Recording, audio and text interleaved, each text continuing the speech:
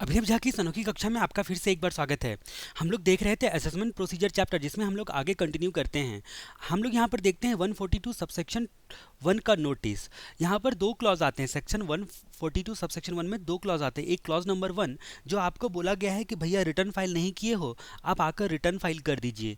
दूसरा आता है क्लॉज नंबर 2, ये बोलता है कि असेसमेंट करने के लिए हमें कुछ बुक्स ऑफ अकाउंट डॉक्यूमेंट और कुछ अकाउंट्स एसेट्स एंड लायबिलिटीज़ के स्टेटमेंट की आवश्यकता है। प्लीज़ आकर आप उसे हमें प्रोवाइड करो। तो यहाँ पर आपका रिटर्न फाइल करने के लिए बोला जाता है और यहाँ पर आपसे बुक्स ऑफ अकाउंट्स वगैरह सब मंगवाया जाता है। तो इसकी कहानी हम लोग यहाँ पर देखते हैं। अब सबसे पहले हम लोग बात करते हैं कि रिटर्न जमा करने के लिए असेसिंग ऑफिसर बोलता है। ठीक है, तो सेक्शन 139 सबसेक्शन 1 के तहत अगर आपने रिटर्न जमा नहीं किया है तो एसएससी को असेसिंग ऑफिसर क्या बोलता है कि हम नोटिस आपको देते हैं और नोटिस में जो टाइम बताए हैं उस टाइम लिमिट तक आप आकर अपना रिटर्न प्लीज़ जमा कर दीजिए। रिलीवेंट असेसमेंट ईयर का अगर एंड भी हो गया है तभी भी ये नोटिस दिया जा सकता है। रिलीवेंट असेसमेंट ईयर अगर बीत भी गया है तभी भी ये नोटिस दिया जा सकता है। अब जहाँ तक हम लोग क्लॉज नंबर 2 की बात करते हैं, 142 सबसेक्शन 1 के क्लॉज नंबर 2 की बात करते हैं। क्लॉज नंबर 2 बोलता है चार चीज़ों को मंगवाने के रिस्पेक्ट में। एक आपका होता है बुक्स ऑफ अकाउंट्स, दूसरा आपका डॉक्यूमेंट्स, तीसरा अदर इन्फॉर्मेशन और चौथा सबसे इंपॉर्टेंट एसेट्स एंड लायबिलिटीज़ का स्टेटमेंट। एसेट्स एंड लायबिलिटीज़ का स्टेटमेंट, ये सारी चीज़ें जो हैं आपसे मंगवा सकता है एसएससी असेसिंग ऑफिसर। ठीक है, तो ये सारी चीज़ें जो है असेसिंग ऑफिसर आपका मंगवा सकता है। ठीक है, अब जहाँ तक हम लोग बात करते हैं कि एसेट्स एंड लायबिलिटीज़ के स्टेटमेंट के रिस्पेक्ट में ये क्यों मंगवाता है, असेसमेंट करने के लिए अगर उसको ज़रूरत लगती है तो आपको मंगवा सकता है। अब जहाँ तक हम लोग बात करते हैं कि अगर ये बुक्स ऑफ अकाउंट्स वगैरह में इंक्लूड है आपका ये एसेट्स एंड लायबिलिटीज़ का स्टेटमेंट, तब तो दूसरी बात है। लेकिन अगर इंक्लूड नहीं है तो इनको प्रायर अप्रूवल, मतलब ऐसा स्टेटमेंट है मंगवाना चाहता है जो इंक्लूड नहीं होता है, बुक्स ऑफ अकाउंट्स का पार्ट नहीं है, तो उस सिचुएशन में ज्वाइंट कमिश्नर का प्रायर अप्रूवल लेकर ही ये स्टेटमेंट मंगा सकता है। ज्वाइंट कमिश्नर का प्रायर अप्रूवल लेकर ही ये स्टेटमेंट मंगाया जा सकता है। अब जहाँ तक बात करते हैं कि ये एसेट्स एंड लायबिलिटीज का जो स्टेटमेंट होता है वो प्रीवियस ईयर से का मंगा सकते हो आप, और मैक्सिमम प्रीसीडिंग 3 प्रीवियस ईयर तक का मंगा सकते हो। ठीक है, तो प्रीवियस ईयर के प्रीसीडिंग 3 प्रीवियस ईयर तक मैक्सिमम आप मंगा सकते हो। ठीक है, असेसिंग ऑफिसर। ठीक है, तो यहाँ पर बात करते हैं प्रीवियस ईयर का तो मंगा ही सकते हो और मैक्सिमम पिछले 3 सालों का मंगा सकते हो। अगर ये जो नोटिस 142 सबसेक्शन 1 वाला कंडीशन को कोई वायोलेट किया तो उस परिस्थिति में दो बातें हो सकती है। पहली बात कि बेस्ट जजमेंट असेसमेंट आपका हो जाएगा, एसएससी साहब आपका बेस्ट जजमेंट असेसमेंट हो जाएगा। और दूसरा कि आपको 10,000 रुपये तक पर फेलियर के लिए पेनाल्टी में आप आ जाओगे। हर फेलियर के लिए 10,000 रुपया पर फेलियर पेनाल्टी प्लस 1 साल तक आप इम्प्रिजनमेंट भी हो सकता है, 1 साल के लिए आप जेल भी जा सकते हो। तो इस तरह से नोटिस के रिस्पेक्ट में हम लोगों ने कहानी देखी। अब जहाँ तक हम लोग बात करते हैं 142 सबसेक्शन 2A का डायरेक्शन। ये डायरेक्शन क्यों होता है, तो ये स्पेशल ऑडिट करवाने के लिए होता है। 6 ऐसे सिचुएशन होते हैं, 6 प्रकार के ऐसे सिचुएशन होते हैं जब आपका असेसिंग ऑफिसर आपको बोल सकता है, एसएससी को बोल सकता है कि अपने अकाउंट्स का ऑडिट करवाओ। आपका accounts already income tax act में या फिर अदर एक्ट में पहले से ऑडिट होके रखा हुआ है, उसके बावजूद भी आपको ये ऑडिट करवाने के लिए बोला जा सकता है। अब ये सिचुएशन कौन कौन से हैं? अगर मान लो कि आपका जो बुक्स ऑफ अकाउंट्स वगैरह है वो उसमें काफ़ी कॉम्प्लेक्सिटी लगती है असेसिंग ऑफिसर को। ठीक है, दूसरी बात क्या होती है कि आपका वॉल्यूम जो होता है, हैविंग रिगार्ड टू वॉल्यूम, बहुत लार्ज वॉल्यूम का आपका जो है ट्रांजेक्शन है या फिर अमाउंट है, तो उस सिचुएशन में उसको ध्यान में, उसको मद्देनजर रखते हुए हैविंग रिगार्ड टू वॉल्यूम। उसके बाद जहां तक तीसरी बात करते हैं कि अगर मान लो कि जो बुक्स ऑफ अकाउंट्स आपका था उसकी करेक्टनेस पे डाउट होता है एसएससी साहब को, असेसिंग ऑफिसर साहब को करेक्टनेस पर डाउट होता है एओ साहब को, या फिर आपका अकाउंट्स जो होता है उसमें मल्टीपल ट्रांजेक्शन है। देखो घुमा फिरा के बात एक ही होती है, यहाँ पर वॉल्यूम हो गया, यहाँ पर मल्टीपल ट्रांजेक्शन हो गया, यहाँ पर कॉम्प्लेक्सिटी है, यहाँ पर करेक्टनेस पर डाउट है।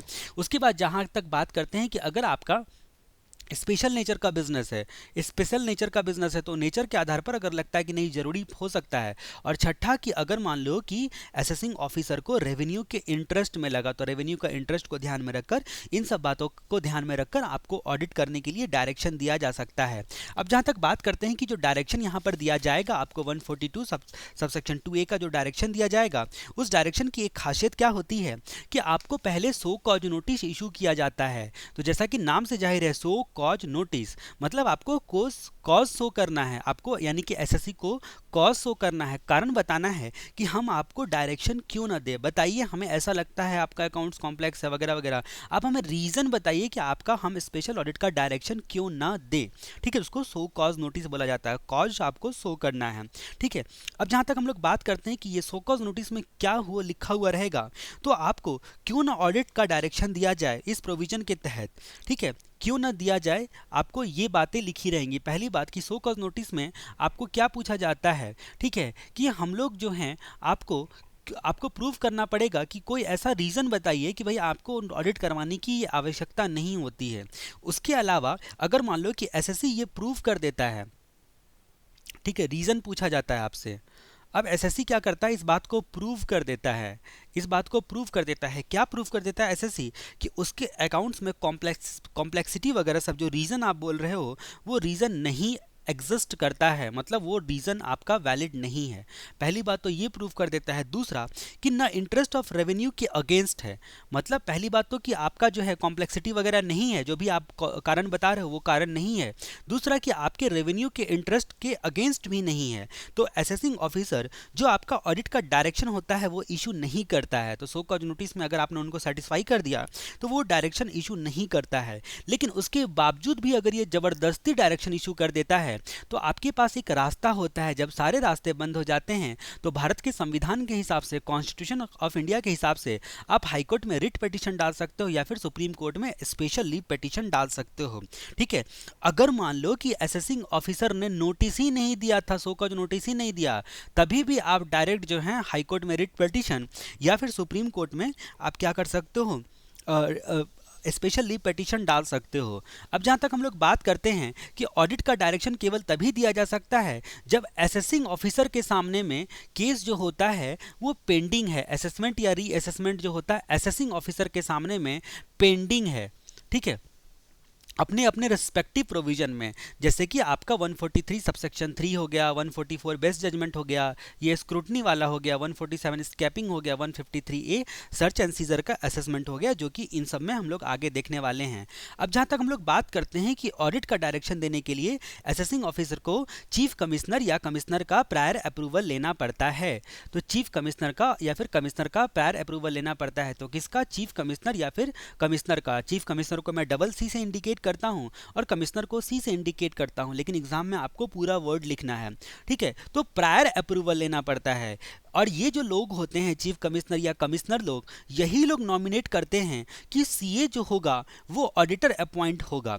मतलब सीए को यही नॉमिनेट करते हैं, जो चार्टर्ड अकाउंटेंट होगा उसको यही लोग नॉमिनेट करते हैं एज ए ऑडिटर। ठीक है, और यही साथ में आपका खर्चा भी फिक्स करते हैं। ठीक है, जो ऑडिटर का जो खर्चा या फिर उनको जो पेमेंट वगैरह सब मिलेगा वो कितना मिलेगा, इन सब के बारे में तो ऑडिट एक्सपेंस को और ऑडिटर को यही लोग फिक्स करते हैं।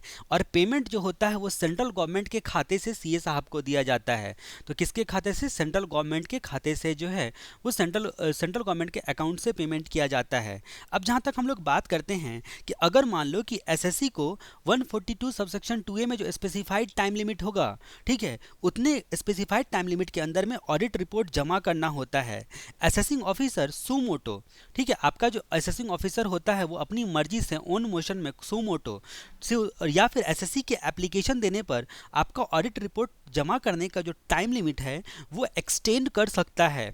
लेकिन वो किसी भी हाल में 180 डेज के लिमिट को क्रॉस नहीं करना चाहिए। तो आपका एक्सटेंड करने के बाद भी जो आपका टाइम लिमिट होता है वो 180 दिनों से एक्सीड नहीं करना चाहिए नोटिस के दिन से। तो ये जो असेसिंग ऑफिसर होता है ये काम आपका सुमोटो भी कर सकता है।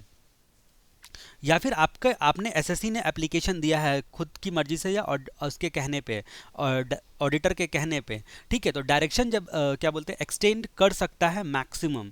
ठीक है, मतलब एग्रीगेट टाइम पीरियड जो कि ओरिजिनली फिक्स किया गया था और टाइम पीरियड जो एक्सटेंड किया गया है वो आपका क्या बोलते हैं 180 दिनों से ज़्यादा नहीं होना चाहिए डायरेक्शन देने वाले दिन से, डायरेक्शन देने वाले दिन से। तो ये बातें हम लोगों ने यहाँ पर डायरेक्शन के रिस्पेक्ट में जानी।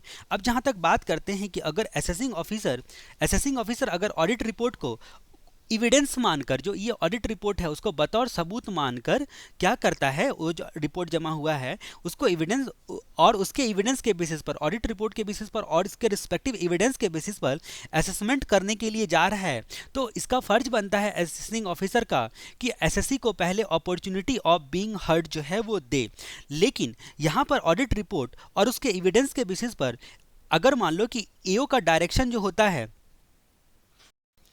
उसके पालन में कुछ कमी लगी या फिर कुछ रीज़न वैलिड लगा तो उस सिचुएशन में 144 का बेस्ट जजमेंट असेसमेंट किया जा सकता है। अब 144 का बेस्ट जजमेंट असेसमेंट करने के लिए, मतलब इसके बेसिस पर बेस्ट जजमेंट असेसमेंट करने के लिए यहाँ पर अपॉर्चुनिटी ऑफ बीइंग हर्ड देने की ज़रूरत नहीं है, अपॉर्चुनिटी ऑफ बीइंग हर्ड देने की ज़रूरत नहीं है। तो हम लोग बात करते हैं कि 142(2)(a) के क्या क्या परिणाम हो सकते हैं अगर मान लो कि 142(2)(a) का डायरेक्शन पालन नहीं किया। तो सेम परिणाम हो सकते हैं, ₹10,000 पर फेलियर का पेनाल्टी लग जाएगा, ₹10,000 का पेनाल्टी लग जाएगा, प्लस 1 साल तक इम्प्रिजनमेंट की सज़ा हो सकती है, इम्प्रिजनमेंट हो सकता है। और दूसरा कि 144 में बेस्ट जजमेंट असेसमेंट हो सकता है, 144 में बेस्ट जजमेंट असेसमेंट हो सकता है। इस तरह से हम लोगों ने यहाँ पर भी कंसिक्वेंसेस यही देखा और सेम परिणाम आपके 142(1) के रिस्पेक्ट में भी हम लोगों ने देखा था। अब जहाँ तक हम लोग बात करते हैं, इस कहानी को आगे बढ़ाते हैं, हम लोग बात करते हैं कि अगले प्रोविजन के रिस्पेक्ट में। अगला प्रोविजन हमारा क्या बोलता है? अगला प्रोविजन हमारा बोलता है 142(a) के बारे में। 142(a) estimation by valuation officer, valuation officer के द्वारा एस्टिमेशन करवाना।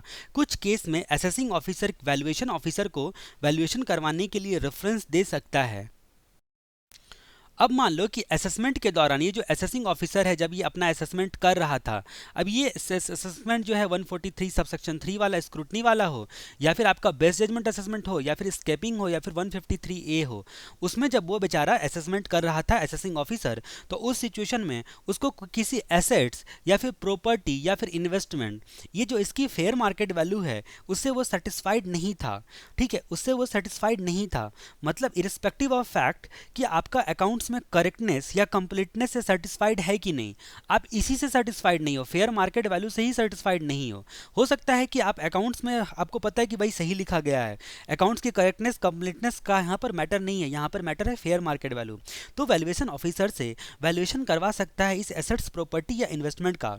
वैल्यूएशन ऑफिसर रेफरेंस देने वाले मंथ, जिस मंथ में असेसिंग ऑफिसर ने आपको रेफरेंस दिया है, ठीक है, उस मंथ के एंड के, रेफरेंस देने वाले मंथ के एंड के 6 महीनों के अंदर में, कितने दिनों के अंदर में, 6 महीनों के अंदर में अपना रिपोर्ट एसएससी को देता है, एसएससी को देता है और साथ में असेसिंग ऑफिसर को देता है, दोनों को अपना रिपोर्ट देगा।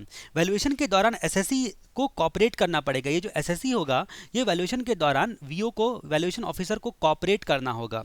ठीक है, अगर मान लो कि कॉपरेट नहीं किया तो वैल्यूएशन ऑफिसर जो है वो अपना बेस्ट जजमेंट लगा सकता है, मतलब रिलेवेंट फैक्ट के हिसाब से वो अपना बेस्ट जजमेंट लगा सकता है।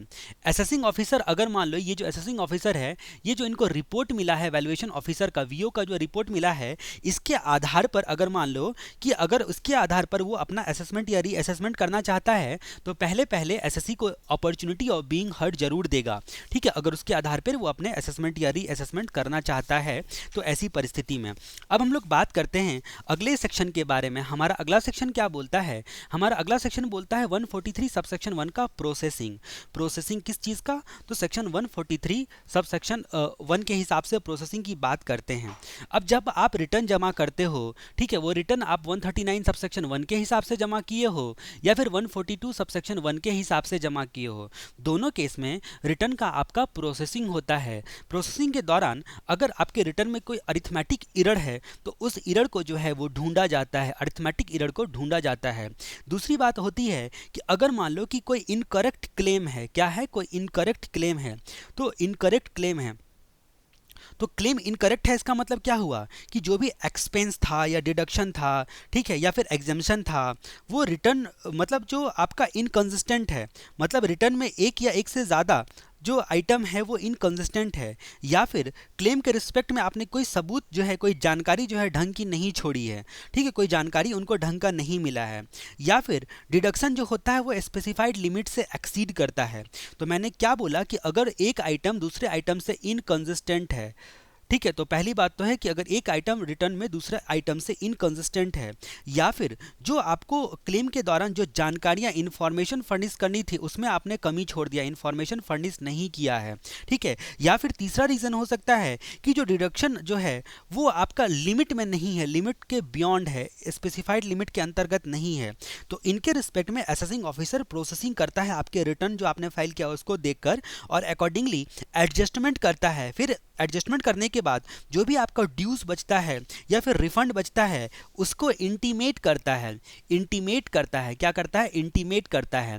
ठीक है, तो उस सिचुएशन में तो हम लोगों ने देखा कि डिसअलाउंस वगैरह सब है, लॉस क्लेम, एक्सपेंडिचर इंडिकेटेड या फिर डिडक्शन क्लेम, तो इन सब इनकरेक्ट क्लेम वगैरह सबको देखता है। अब जहां तक हम लोग बात करते हैं कि इनकरेक्ट क्लेम के अलावा और भी कई सारे रीज़न होते हैं जिसकी वजह से प्रोसेसिंग में जो सब देखते हैं, डिसअलाउंस ऑफ किस चीज़ों का, ये आपका हम लोग अरिथमेटिक एरर देख लिए, इनकरेक्ट क्लेम जो है वो ठीक कर लिया। अब ये सब के रिस्पेक्ट में देखता है कि जो आपने लॉस क्लेम किया है, डिसअलाउंस ऑफ लॉस क्लेम, अगर मान लो कि पिछले साल की बात हम लोग कर रहे हैं कि पिछले साल बियॉन्ड बियॉन्ड ड्यू जो होता है, तो आपने बियॉन्ड ड्यू डेट जो आपने क्या बोलते हैं बोर्ड के डायरेक्शन के हिसाब से जो आपके लॉस को वो एक्सेप्ट कर सकता है 139 सबसेक्शन 3 रीड विथ सेक्शन 80, और इसके साथ में बोर्ड सर्कुलर जो हम लोगों ने देखा था। ठीक है, तो अगर मान लो कि पिछले साल के बियॉन्ड ड्यू डेट के जो रिटर्न फाइल करने का ड्यू डेट था उसके बाद जाकर आपने रिटर्न फाइल किया है, उसके बाद जाकर आपने रिटर्न फाइल किया, रिटर्न फाइल करने का ड्यू डेट के बाद जाके आप रिटर्न फाइल किया है, और आपको लॉस को carry forward and set of करना है, आप कर रहे हो, लॉस को carry forward and set of कर रहे हो। ठीक है, अदरवाइज देन बोर्ड का जो डायरेक्शन था या बोर्ड का आपका सर्कुलर था उसके अलावा। ठीक है, तो उस परिस्थिति में उसका डिसअलाउंस किया जाता है इस प्रोसेसिंग के दौरान। दूसरा कि disallowance of expenditure audit report में है पर टोटल इनकम कंप्यूट करने में कंसिडर नहीं किया गया, तो उसको भी यहाँ पर डिसअलाउ किया जाता है। ठीक है, उसको भी यहाँ पर डिसअलाउ किया जाता है। Disallowance of expenditure indicated in audit report but not taken into account in computing total income in the return. ठीक है, अब तीसरी बात जहाँ तक हम लोग करते हैं डिसअलाउंस ऑफ डिडक्शन, अगर मान लो कि रिटर्न बियॉन्ड ड्यू डेट जो है वो फर्निश किया जाता है। ठीक है, अब हम लोगों का एक सेक्शन आता है, एक सेक्शन आता है आपका 80 AC। ठीक है, रीड विथ 80A, मतलब जो चैप्टर 6A का डिडक्शन होता है उसका पार्ट सी होता है, चैप्टर 6A का डिडक्शन का। ठीक है, पार्ट सी, और प्लस इसमें 10AA का। अब ये पार्ट सी क्या बोलता है, ये पार्ट सी बोलता है अलग अलग सिचुएशन में डिडक्शन के बारे में। वो कौन कौन से सेक्शन होते हैं, तो आपके 80IA, 80IAB, ठीक है, उसके बाद 80IB, IC, ID और IE, ये जो सारे सेक्शंस होते हैं। ठीक है, इसमें इसको अगर आप क्लेम करना चाहते हो और साथ में 10AA इसको अगर आप क्लेम करना चाहते हो तो डिडक्शन चैप्टर में हमने देखा था कि आपको रिटर्न जो है वो टाइम पर फाइल करना पड़ेगा, रिटर्न जो है वो टाइम पर फाइल करना पड़ेगा। अगर मान लो कि आपने रिटर्न बियॉन्ड टाइम फाइल किया है, टाइम बीत चुका है, फिर भी आप इनका डिडक्शन ले रहे हो तो उसको डिसअलाउ कर दिया जाएगा, उसको डिसअलाउ कर दिया जाएगा। तो ये सिचुएशन होता है प्रोसेसिंग में। तो पहले अरिथमेटिक एरर को वो लोग देखते हैं, फिर इनकरेक्ट क्लेम को देखते हैं। इनकरेक्ट क्लेम का मतलब हमने देखा कि इनकंसिस्टेंट है एक आइटम दूसरे आइटम से, या फिर बियॉन्ड द लिमिट है जितना आपको एक्ट में अलाउड है उससे ज़्यादा, या फिर क्लेम से रिलेटेड जानकारी फर्निश नहीं की गई है, या फिर disallowance of loss claim expenditure indicated in audit report और डिडक्शन क्लेम्ड। उसके बाद हम लोग बात करते हैं कि एडिशन ऑफ इनकम, कुछ बातें एडिशन ऑफ इनकम। मान लो जो TDS TCS के रिस्पेक्ट में जो फॉर्म होता है, फॉर्म 16, 16A, ठीक है, या 28AS, ठीक है, तो वो सारी चीज़ों को देखते हुए ध्यान में रखते हुए कि अगर मान लो कि जो आपका फॉर्म में लिखा हुआ है वो इनकम को आपने इंक्लूड नहीं किया है टोटल इनकम को, टोटल इनकम निकालते वक्त में, तो उन सब को यहाँ पर एडजस्ट किया जाएगा। इन सब चीज़ों का, इन सब जो है हम लोगों ने 4 कैटेगरी में चीज़ें देखी, इन सब चीज़ों का एडजस्टमेंट किया जाएगा। असेसिंग ऑफिसर क्या करेगा, एसएससी को राइटिंग में या फिर इलेक्ट्रॉनिक मोड में इंटीमेट करेगा। ठीक है, और इंटीमेट करने के बाद ही ये सारी एडजस्टमेंट पॉसिबल है, इंटीमेट करने के बाद ही, तो इंटीमेट करेगा। ये इंटीमेट आपको लिखित में भी दिया जा सकता है कागज पे, या फिर ई मोड में भी दिया जा सकता है। फाइनेंस एक्ट 2016 ने फाइनेंस एक्ट 2016 में बोला गया कि अगर इंटीमेशन इशू के 30 दिनों के अंदर में ये रिस्पॉन्स नहीं किया, इंटीमेशन इशू के, ठीक है, किस चीज़ के, इशू करने के इंटीमेशन 30 दिनों के अंदर में अगर मान लो कि जिसको इंटीमेशन दिया गया वो एसएससी रिस्पॉन्स नहीं करता है, तो एडजस्टमेंट ऑटोमेटिक कर देगा असेसिंग ऑफिसर, आपका वो इंतज़ार नहीं करने वाला है, ऑटोमेटिकली जो है वो आपका एडजस्टमेंट कर देगा। ये बात जो होती है फाइनेंस एक्ट 2016 ने बोला, ठीक है।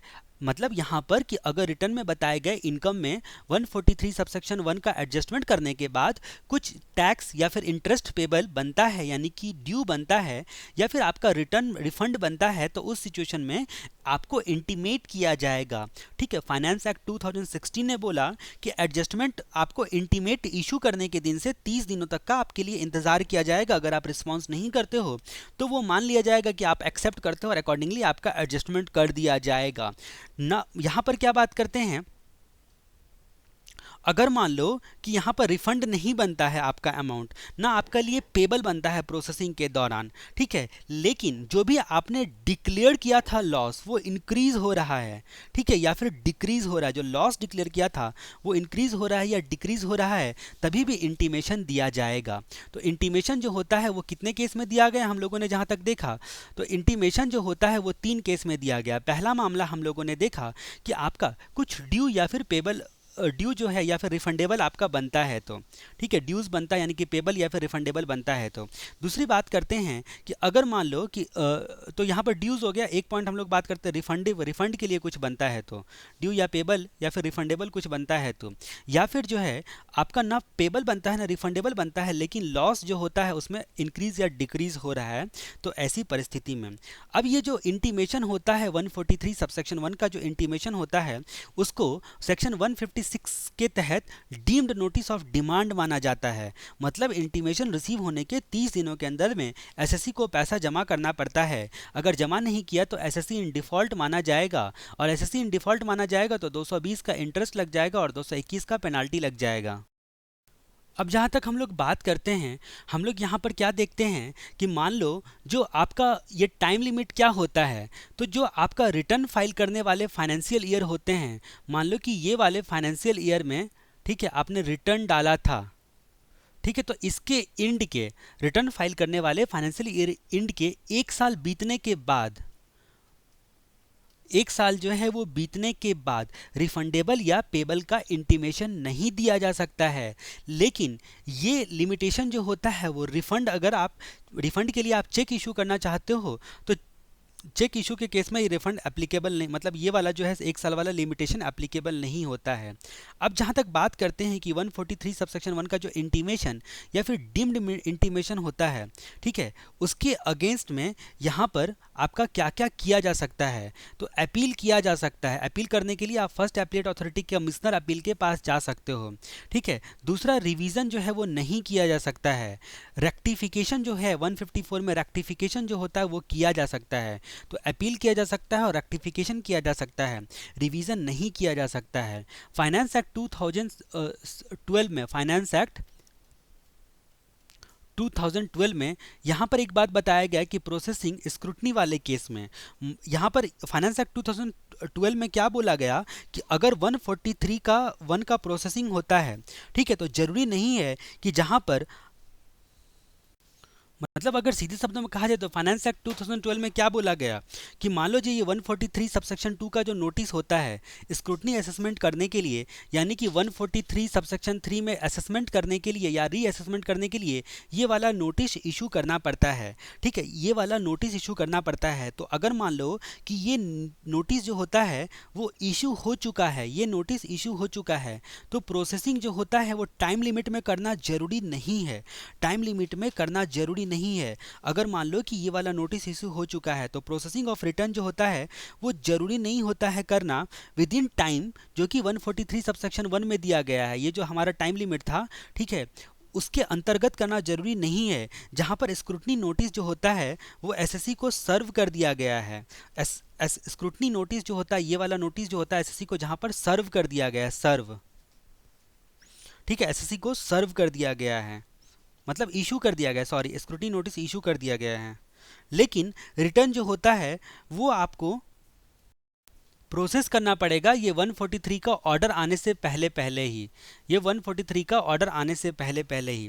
तो हम लोगों ने क्या देखा यहाँ पर 143 का 1D देखा। इस 1D में क्या बोलता है, इस 1D में बोलता है कि जो 143 सबसेक्शन 1 का जो प्रोसेसिंग का टाइम लिमिट था वो अट्रैक्ट नहीं होगा अगर ऑलरेडी 143(2) का नोटिस इशू कर दिया गया है, सब्जेक्ट टू कंडीशन कि 143 सबसेक्शन 3 का ऑर्डर आने से पहले पहले ही प्रोसेसिंग कंप्लीट हो जाना चाहिए।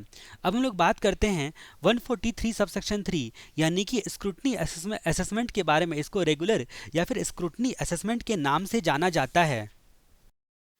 यहाँ पर पहले बात लिखी गई थी फाइनेंस एक्ट 2016 से पहले कि ये जो आपका जुरिडिक्शनल असेसिंग ऑफिसर जो होता है, जुरिडिक्शनल असेसिंग ऑफिसर होता है, वो आपका ये असेसमेंट करने के लिए नोटिस इशू करता है, ये नोटिस इशू करता है जुरिडिक्शनल असेसिंग ऑफिसर। लेकिन फाइनेंस एक्ट 2016 ने अलग बात बोली। इसने बोला कि जरूरी नहीं है, फाइनेंस एक्ट 2016 ने क्या बोला कि जरूरी नहीं है कि जुरिडिक्शनल असेसिंग ऑफिसर ही नोटिस को इशू करे। इसका जो नोटिस होता है ये 143 सबसेक्शन 2 में नोटिस इशू किया जाता है, ये वाला नोटिस होता है 143 सबसेक्शन 2 वाला नोटिस होता है। ठीक है, तो जरूरी नहीं होता है यहाँ पर, मतलब फाइनेंस एक्ट 2016 ने बोला कि जरूरी नहीं है कि जुरिडिक्शनल असेसिंग ऑफिसर जो होता है, ठीक है, वही नोटिस इशू करेगा 143 सबसेक्शन 2 वाला। ठीक है, इसको प्रिस्क्राइब्ड इनकम टैक्स अथॉरिटी भी इशू कर सकता है, प्रिस्क्राइब्ड इनकम टैक्स अथॉरिटी भी इशू कर सकता है। ध्यान रहे, प्रिस्क्राइब्ड इनकम टैक्स अथॉरिटी भी इशू हो सकता है, कर सकता है। अब जो प्रिस्क्राइब्ड इनकम टैक्स अथॉरिटी होते हैं, ठीक है, वो आपका या फिर असेसिंग ऑफिसर जो होता है, जुरिडिक्शनल असेसिंग ऑफिसर, ये जो है आपका दो फॉर्म में इशू कर सकता है नोटिस। ये नोटिस आपको इशू कर सकता है फिजिकल फॉर्म में या फिर इलेक्ट्रॉनिक फॉर्म में, यानी कि पेपर भी इशू कर सकता है और ई मोड में भी आपको जो है वो नोटिस जो है वो दिया जा सकता है। यहाँ तक कि फाइनेंस एक्ट 2016 ने ये बात बोल दिया कि ये जो प्रोसेसिंग होगा, असेसमेंट या रीअसेसमेंट प्रोसीडिंग होगा, उसका हियरिंग में जो डाटा कम्युनिकेशन होता है वो भी ई मोड में किया जा सकता है। हियरिंग में जो डाटा कम्युनिकेशन होता है वो भी ई मोड में किया जा सकता है। ठीक है, अब ये जो प्रिस्क्राइब्ड इनकम टैक्स अथॉरिटी कौन होगा, तो प्रिस्क्राइब्ड इनकम टैक्स अथॉरिटी का मतलब जिसको बोर्ड ने प्रिस्क्राइब किया है। सीबीडीटी उसको डेजिग्नेट करता है, प्रिस्क्राइब्ड इनकम टैक्स अथॉरिटी, यानी कि जिसको सीबीडीटी डेजिग्नेट करता है वो आपका प्रिस्क्राइब्ड इनकम टैक्स अथॉरिटी हुआ। तो ये कहानी हम लोगों ने फाइनेंस एक्ट 2016 में जो अमेंडमेंट आया उसके बारे में देखी। अब जहाँ तक हम लोग इस सेक्शन के बारे में मुख्य बातें करते हैं कि रिटर्न फर्निश करने वाले फाइनेंशियल ईयर एंड के 6 महीने के अंदर में नोटिस इशू करना पड़ता है, ये 143 सबसेक्शन 2 वाला। ठीक है, तो जिस फाइनेंशियल ईयर में आपने रिटर्न दिया है, जिस फाइनेंशियल ईयर में रिटर्न फाइल किया है, उस फाइनेंशियल ईयर एंड के 6 महीने के भीतर, कितने दिनों के अंदर में, 6 महीने के अंदर में ये नोटिस इशू किया जा सकता है। 143 सबसेक्शन 2 वाला नोटिस इशू किया जा सकता है 143 सबसेक्शन 3 में अगर असेसमेंट या फिर रीअसेसमेंट करना चाहते हैं तो। जहां पर रिटर्न फाइल नहीं किया है वहां पर 143 सबसेक्शन 2 का नोटिस ही नहीं इशू किया जा सकता है। ठीक है, मतलब अगर रिटर्न फाइल आपने नहीं किया है तो आपका ये स्क्रूटनी असेसमेंट हो ही नहीं सकता है, क्योंकि इसके लिए रिटर्न फाइल करना जरूरी क्राइटेरिया है। स्क्रूटनी असेसमेंट का जो रिजल्ट होता है वो एसएससी के फेवर में भी हो सकता है और एसएससी के इनकम को बिलो भी डिटरमाइन कर सकता है और ज़्यादा भी डिटरमाइन कर सकता है, मतलब उसके अगेंस्ट में भी हो सकता है एसएससी के और फेवर में भी हो सकता है। ठीक है, मतलब रिटर्न से इनकम जो है हायर भी शो किया जा सकता है और लोअर भी डिटरमाइन किया जा सकता है। जब ऐसा इसलिए हम यहाँ पर देख रहे हैं क्योंकि 144 जो होता है वो बड़ा स्वार्थी होता है, वो डिपार्टमेंट के फेवर में ही होता है, मतलब वो एसएससी के फेवर में नहीं जा सकता है। ठीक है, तो ये बातें हम लोगों ने कुछ जानी। अब एक मामला आता है सुप्रीम कोर्ट का, एक मामला आता है आपका सुप्रीम कोर्ट का जजमेंट, काफ़ी फेमस जजमेंट है, गोटेज इंडिया लिमिटेड। तो ये गोटेज इंडिया लिमिटेड का मामला है। इस केस में बोला गया कि अगर रिटर्न के तहत कोई डिडक्शन या फिर लॉस क्लेम करना आप भूल गए, ठीक है, तो इसका मतलब ये नहीं है कि आप आगे चलकर जाके बोलो कि भैया हमारे रिटर्न फाइल करने का एंड के 6 महीने के अंदर में एसएससी साहब हमको नोटिस इशू कर दीजिए और हमारा स्क्रूटनी कर दीजिए। मतलब आपका केवल रिवाइज्ड रिटर्न एक रास्ता है। ठीक है, ये बात आपका गोटेज इंडिया लिमिटेड में बोला कि रिवाइज रिटर्न मात्र एक रास्ता है, आपका 143 सबसेक्शन 3 कोई रास्ता नहीं है कि अगर आपने डिडक्शन नहीं लिया या लॉस क्लेम नहीं किए। दूसरी बात जो है सुप्रीम कोर्ट ने यहाँ पर बोली कि लेटर जो होता है वो कभी भी क्या बोलते हैं प्रॉपर रिवाइज रिटर्न को रिप्लेस नहीं कर सकता है। मतलब अगर आपको रिफंड क्लेम करना है तो प्रॉपरली रिवाइज रिटर्न जो होता है उसी के थ्रू कर सकते हैं, ना कि लेटर के थ्रू इंटीमेट करके आप इस बात का फ़ायदा उठा सकते हैं। ठीक है, तो ये बात हम लोगों ने जाना गोटिस इंडिया लिमिटेड का केस। अभी ये जो 143 सबसेक्शन 3 होता है, ठीक है, उसका फर्स्ट प्रोविजो में बोला गया कि मान लो कि सेक्शन 10 का जो एग्जाम्पशन होता है उसमें से जो जो सेंट्रल गवर्नमेंट के द्वारा या फिर आपका गवर्नमेंट के द्वारा प्रिस्क्राइब्ड होगा या फिर प्रिस्क्राइब्ड अथॉरिटी के द्वारा अप्रूव्ड होगा या नोटिफिकेशन मिला है, ठीक है। तो यहाँ पर फर्स्ट प्रोविजो ने क्या बोला, फर्स्ट प्रोविजो ने बोला कि अगर मान लो कि 140 मतलब सेक्शन 10 वाला जो कोई नोटिफाइड मतलब इसको सेक्शन 10 के तहत मान लो कि गवर्नमेंट नोटिफिकेशन के थ्रू किसी को एग्जाम्प्ट करती है, ठीक है, या फिर प्रिस्क्राइब्ड अथॉरिटी को पावर देती है, गवर्नमेंट सरकार देती है कि भाई आप एग्जाम्प्ट कर सकते हो। अब जहाँ तक हम लोग बात करते हैं कि स्क्रूटनी के दौरान इसमें कुछ गड़बड़ी पता लगी तो अपने मन से इनकरेक्ट बोलकर असेसिंग ऑफिसर डिसअलाउ नहीं कर सकता है। आपका असेसिंग ऑफिसर क्या करेगा, पहले इन लोगों को इंटीमेट करेगा, सेंट्रल गवर्नमेंट को या फिर प्रिस्क्राइब अथॉरिटी को इंटीमेट करेगा। इंटीमेशन देने के बाद जब इनका रिपोर्ट पुख्ता रिपोर्ट मिल जाएगा तो उस सिचुएशन में असेसिंग ऑफिसर जो है आपका डिसअलाउ कर सकता है, मतलब उनसे जो है इंटीमेट करने के बाद डिसअलाउ कर सकता है उनका जो है मतलब रिटर्न वगैरह सब जो है उसका जो रिप्लाई कंसिडर करने के बाद। जैसे कि मान लो कि कोई मिलिट्री वाला होता है, उसने अगर मान लो कि जैसे रुस्तम मूवी में दिखाया था उसने मर्डर कर दिया, तो पहले क्या होता है कि उसको डिफेंस वालों के पास जो है वो सरेंडर करते हैं।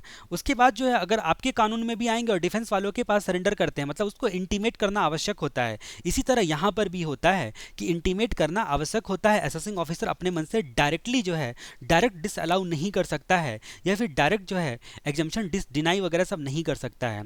अब सेकेंड प्रोविजो की जहाँ तक बात करते हैं 143 सबसेक्शन 3 का सेकेंड प्रोविजो भी एक आता है। ये सेकेंड प्रोविजो क्या बोलता है, सेकेंड प्रोविजो बोलता है जैसा कि हम लोगों ने देखा था कि जो आपका एक होता है रिसर्च जो होता है आपका दो प्रकार का होता है। एक तो अपने घर में आप करते हो उसको इन हाउस रिसर्च बोलते हैं, ठीक है। दूसरा बोलते हैं कि आउटसाइडर को देते हो जो कि इस काम में इन्वॉल्व है। जिसमें हम लोगों ने आउटसाइडर में देखा था तो उसमें हम लोगों ने देखा था कि स्पेसिफाइड कंपनी को देते हो या फिर आपको अदर को देते हो, मतलब अदर का मतलब यहाँ पर रूसी को देते हो, रिसर्च एसोसिएशन, यूनिवर्सिटी, कॉलेज या इंस्टीट्यूशन को देते हो। ये सोशल आपका साइंटिफिक रिसर्च हो गया या सोशल रिसर्च हो गया, ठीक है। तो इस पर जो है आपको डिडक्शन मिलता है। तो इसमें 35 सबसेक्शन 1 के क्लॉज नंबर 2 के तहत और इसमें क्लॉज नंबर 3 के तहत सोशल रिसर्च या फिर statistical and social and statistical research और साइंटिफिक रिसर्च, ठीक है। यहाँ पर एसआर का मतलब हो गया साइंटिफिक रिसर्च और social and statistical research SS का मतलब हो गया। तो सेकेंड प्रोविजो इसी के रिस्पेक्ट में कहानी बयां करता है। मैंने क्या बोला आपने आपको कि सेक्शन आपका 35 आता है जो कि पीजीबीपी में आपने पढ़ा होगा, ठीक है। इन हाउस रिसर्च या फिर आउटसाइडर को देते हैं रिसर्च करने के लिए। आउटसाइडर में अगर रूसी को देते हैं, रिसर्च एसोसिएशन, ये लोग अप्रूव्ड हैं, approved research association, university, college या इंस्टीट्यूशन, ठीक है। तो साइंटिफिक रिसर्च करने के लिए या फिर सोशल एंड स्टैटिकल रिसर्च करने के लिए, ठीक है। तो अलग अलग सेक्शन में क्या कहा गया है, इसको अप्रूवल कौन देती है, जाहिर सी बात है सेंट्रल गवर्नमेंट देती है। तो इसके रिस्पेक्ट में बोला गया है कि जो आपका 35 सबसेक्शन 1 का क्लॉज नंबर 2 और क्लॉज नंबर 3 वाला जो सिचुएशन होता है, ये साइंटिफिक रिसर्च या सोशल एंड स्टैटिकल रिसर्च होते हैं, उसका कंडीशन अगर नहीं पूरा किया जा रहा है तो असेसिंग ऑफिसर खुद से इसको डिसअलाउ ना करके सबसे पहले सेंट्रल गवर्नमेंट को इंटीमेट करेगा, सेंट्रल गवर्नमेंट को रिकमेंड करेगा और सेंट्रल गवर्नमेंट अकॉर्डिंगली इनका अप्रूवल विदड्रॉ कर लेगी। और जैसे ही विदड्रॉ कर दिया वैसे ही जो उसकी बैंड बजा देगा असेसिंग ऑफिसर। अब हम लोग बात करते हैं कि यहाँ पर देखते हैं कि अगर 143 सबसेक्शन 3 ये बोलता है प्रोविजो टू सेक्शन 215 के रिस्पेक्ट में, प्रोविजो टू सेक्शन 215 के रिस्पेक्ट में अगर मान लो कि कोई यहाँ पर चैरिटेबल या रिलीजियस एक्टिविटीज़ बोलकर जो आपका डिफिनेशन दिया गया उसके रिस्पेक्ट में प्रोविजन में हम लोगों ने क्या देखा था, हम लोगों ने देखा था कि अगर मान लो कि ये ट्रेडिंग या फिर कमर्शियल या बिजनेस नेचर की एक्टिविटी करता है, ठीक है, जो आपका ट्रस्ट है, चैरिटेबल या रिलीजियस ट्रस्ट है, तो उस सिचुएशन में दो कंडीशन को सेटिस्फाई करेगा तभी जाकर उसको 11 या फिर 12 या फिर अगर 1023C वाला इंस्टीट्यूशन वगैरह सब है, ठीक है, तो उसका जो है उसको एग्जाम्पशन वो क्लेम कर सकता है। पहला कंडीशन कि ये जो ट्रेड या कॉमर्शियल एक्टिविटी किया है वो आपका charitable activity actual carry on के दौरान होना चाहिए। ट्रेड जब आप चैरिटेबल एक्टिविटी कर रहे हो उस कैरी ऑन के दौरान ये आपका ट्रेड और कमर्शियल नेचर की एक्टिविटी आपने की है। उसके बाद जो आपका टोटल रिसीट होता है प्रीवियस ईयर में उसका मैक्सिमम 20% जो है वो इससे हो सकता है, मतलब ट्रस्ट का जो भी टोटल रिसीट होता है प्रीवियस ईयर का, उसका मैक्सिमम 20% आपका ट्रेड या कमर्शियल नेचर से होना चाहिए। ये दो कंडीशन को सेटिस्फाई करोगे तो 11-12 का और 1023C का एग्जाम्शन जो है वो मिल जाता है। ठीक है, अब जहाँ तक हम लोग बात करते हैं कि ये जो अगर आपने इस कंडीशन को पूरा नहीं किया है तो उस सिचुएशन में जो भी कमर्शियल एक्टिविटी या ट्रेड नेचर की एक्टिविटी से जो इनकम हुआ है उसको आपका एओ जो होता है वो स्क्रूटनी के दौरान डिस अलाउ कर देगा। भले ही आपका रजिस्ट्रेशन कैंसिल नहीं हुआ है एक्ट के तहत, भले ही आपका 1023C का नोटिफिकेशन सेंट्रल गवर्नमेंट को इंटीमेट करके विड्रॉ नहीं करवाया गया है, उसके बावजूद भी by the operation of law assessing officer क्या कर सकता है, आपका विड्रॉ कर देगा, मतलब डिस अलाउ कर देगा, जो भी आपका एग्जाम्शन वगैरह था उसको डिस अलाउ कर देगा। अब हम लोग अगले प्रोविजन की कहानी देखते हैं 144A। 144A बयां करता है बेस्ट जजमेंट असेसमेंट के बारे में। बेस्ट जजमेंट असेसमेंट के बारे में 144 बोलता है, 144A नहीं 144 बोलता है बेस्ट जजमेंट असेसमेंट के बारे में। 5 केस में असेसिंग ऑफिसर सारे रिलीवेंट जो होते हैं वो मटेरियल को गैदर करके, जितना भी उनके पास मटेरियल होता है, जितना भी वो जुगाड़ कर सकते हैं, सबको जुगाड़ करके बेस्ट जजमेंट असेसमेंट कर देते हैं। ठीक है, और अकॉर्डिंगली टैक्स पेबल डिटरमाइन करते हैं। ठीक है, टैक्स पेबल डिटरमाइन करते हैं। ये बेस्ट जजमेंट करने से पहले भी आपको सो कॉज नोटिस दिया जाता है, आपसे पूछा जाता है कि बताइए भैया, भाई एसएससी साहब, कि हम आपका बेस्ट जजमेंट असेसमेंट क्यों ना करें हम आपका बेस्ट जजमेंट असेसमेंट। अब जहाँ तक हम लोग बात करते हैं कि कौन कौन 5 केसेस में बेस्ट जजमेंट असेसमेंट इशू हो जाता है। अगर मान लो कि date of show cause notice issue करने तक 139 सबसेक्शन 1 या फिर 139 सबसेक्शन 4 में बिलेटेड रिटर्न फाइल नहीं किया है तो ठीक है, सो कॉज नोटिस जो आपका यहाँ पर इशू किया जा रहा है उस तक भी आपने क्या किया है, उस तक भी आपने रिटर्न फाइल नहीं किया है। दूसरा केस हम लोगों ने जैसा कि देखा था, हम लोगों ने देखा था कि 142 सबसेक्शन 1 में आपका जो है एक सब क्लॉज नंबर 1 था जो रिटर्न फाइल करने बोला और ये डॉक्यूमेंट वगैरह जमा करने बोला, उसमें भी देखा था कंसिक्वेंस क्या होता है। ठीक है, आपका बेस्ट जजमेंट असेसमेंट हो सकता है। तीसरा 144 का सबसेक्शन 2A आता है, इसके तहत आपने ऑडिट के डायरेक्शन को पूरा नहीं किया, ऑडिट के डायरेक्शन को पूरा नहीं किया। उसके बाद चौथा आता है आपका 143 सबसेक्शन 2, यानी कि जो 143 सबसेक्शन 3 वाला जो आपका स्क्रूटनी होता है उसके रिस्पेक्ट में जो डायरेक्शन दिया गया है, ठीक है, या फिर नोटिस में जो लिखा गया है उसको आपने कंप्लाई नहीं किया तो। और पांचवी बात होती है, अगर ICDS का पालन नहीं किया तो इनकम कंप्यूटेशन डिस्क्लोजर स्टैंडर्ड, ठीक है, इनकम कंप्यूटेशन डिस्क्लोजर स्टैंडर्ड का ICDS का पालन नहीं किया तो उस सिचुएशन में क्या होगा, आपका बेस्ट जजमेंट असेसमेंट किया जा सकता है। ठीक है, आपका बेस्ट जजमेंट जो होता है यहाँ पर किया जा सकता है। सबसे पहले असेसिंग ऑफिसर यहाँ पर सो कॉज नोटिस इशू करके पूछता है कि बताओ एसएससी भाई, हम तुम्हारे खिलाफ बेस्ट जजमेंट असेसमेंट क्यों ना करें। मतलब सो कॉज नोटिस के थ्रू आपको अपॉर्चुनिटी ऑफ बीइंग हर्ड दिया जाता है। अगर मान लो कि यहाँ पर नोटिस इशू किया जा चुका है, अगर 142 सबसेक्शन 1 के क्लॉज नंबर 1 के तहत नोटिस ऑलरेडी इशू किया जा चुका था तो दोबारा सो कॉज नोटिस यहाँ पर देने की ज़रूरत नहीं है।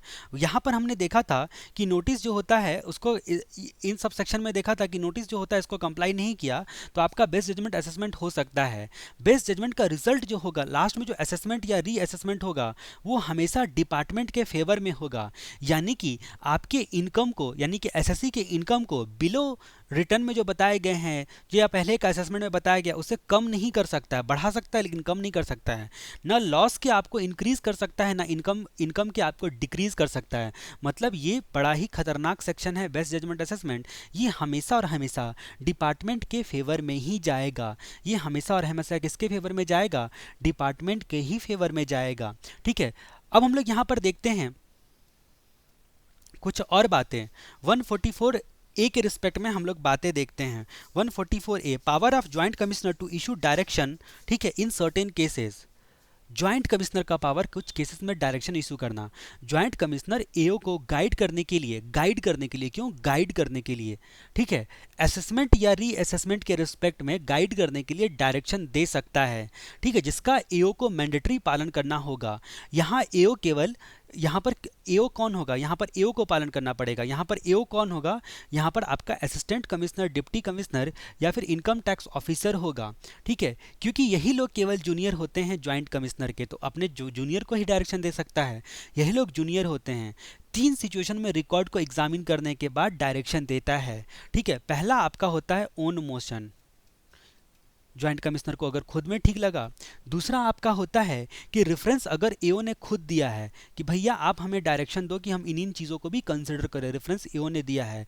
तीसरा कि एप्लीकेशन दिया है एसएससी ने कि प्लीज़ एओ को बोलिए ना कि इन सब चीज़ों को भी कंसिडर करेगा। ठीक है, अब यहाँ पर बात करते हैं कि जो डायरेक्शन एसएससी के हित में नहीं होता है वो इशू करने से पहले जॉइंट कमिश्नर जो होगा वो अपॉर्चुनिटी ऑफ बीइंग हर्ड जरूर से देगा, opportunity of being heard SSC को जरूर से देगा।